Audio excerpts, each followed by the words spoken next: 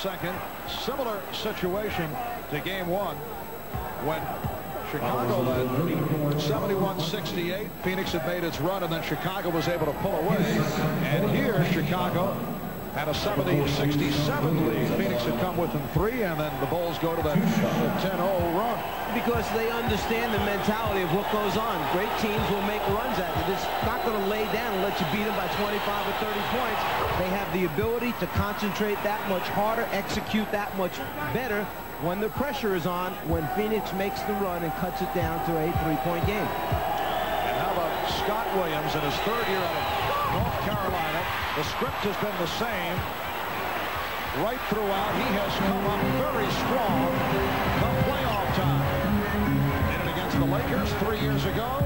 Did it against Portland last season. Barkley again draws the foul.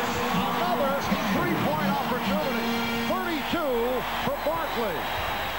As we mentioned, if he's 8 for 8 at halftime from inside, why wouldn't you just keep giving it to him down there until they do something to stop him?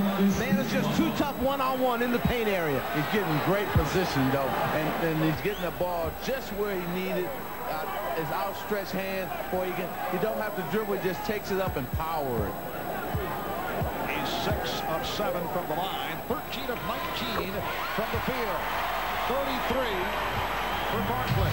Grant was called for that foul, his 3rd. 6-point Chicago lead. Frank Johnson now pressing Scottie Pippen. And Johnson is matched with Pippen. Pippen goes right at him. Frank Johnson about 6'1" against the 6'7" Scottie Pippen. It doesn't take him a whole lot of time to recognize where the mismatch is, does it? Well, that's the difference between the two teams. They recognize the mismatch, that being the Chicago Bulls. Chambers blocked from behind by Jordan. Bulls have hit 6 of the last. Oh, what a pass! Jordan for Grant. The Bulls by 10. The big man running the floor, finds the painted area, and just waits for Michael Jordan to deliver it. Michael, with eyes all over the place, sees the entire floor. We're approaching 3 minutes left in the 3rd. Marley for 3, yes. Well, Dan Marley hit only one of his first 5. And he's hit his last 2 from 3-point range. 10 points for Marley, who was scoreless at halftime. Bulls by 7. Jordan to the reverse and slapped home. Will it count? No. It is called offensive interference.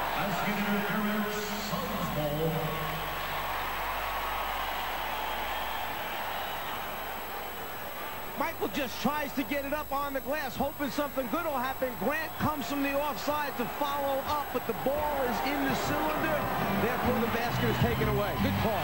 Danny Ainge with a good-looking drive to bring Phoenix within 5. 2.5 left in the 3rd. Pippen. Crowd wanted to travel. Jordan. He's been off. Frank Johnson draws the reach in.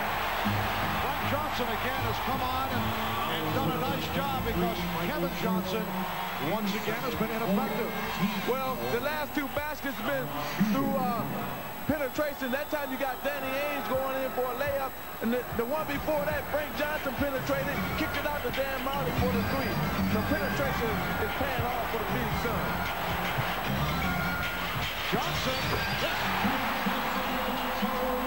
the Bulls by 3. Now you see Phoenix picking apart the Bulls defense the way Chicago had been picking their defense apart. The steal by Marley.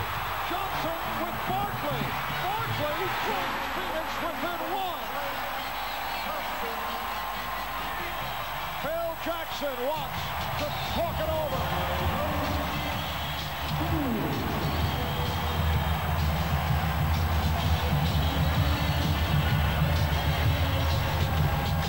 The Suns with 9 unanswered points.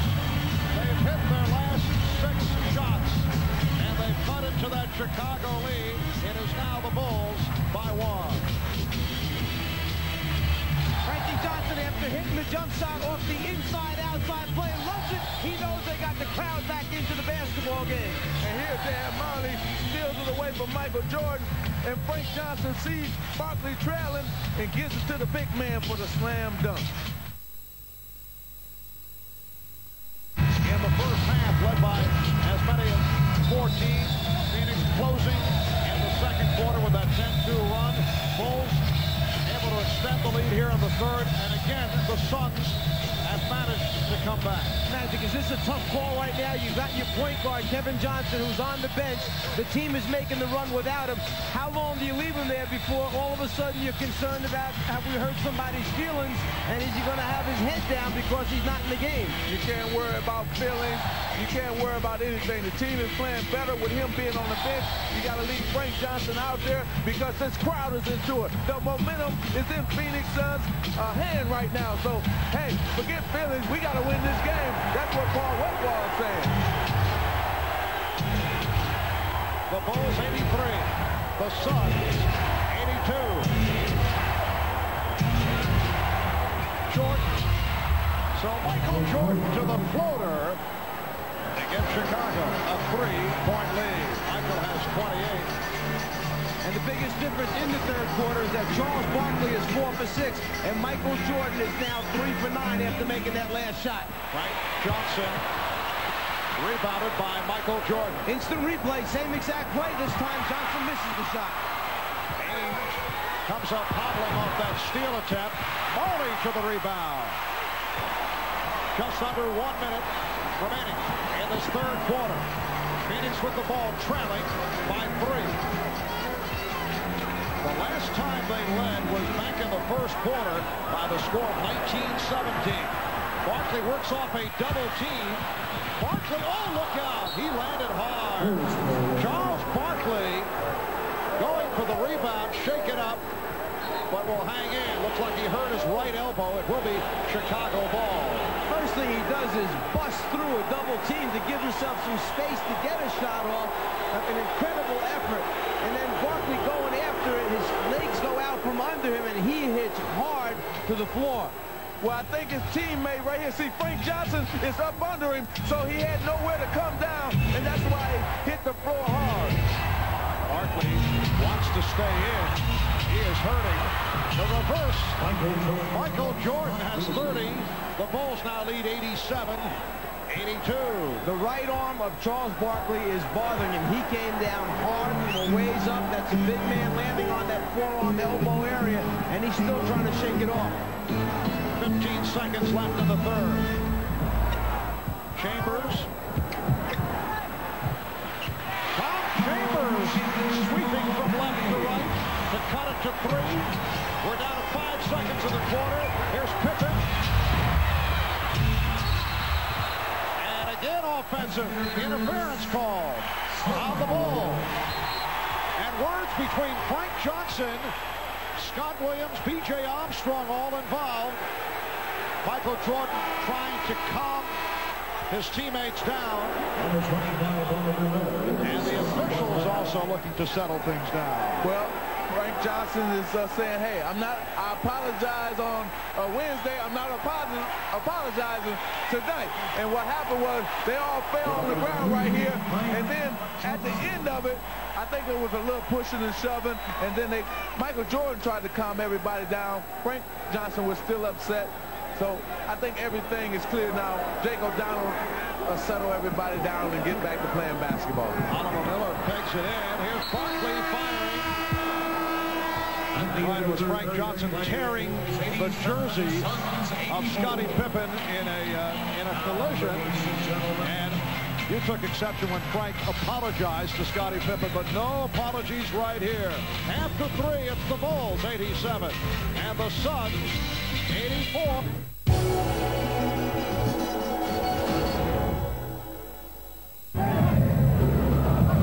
It is Chicago ball as we resume. They lead 96-95, just under 7 minutes remaining of the game. Michael Jordan has returned.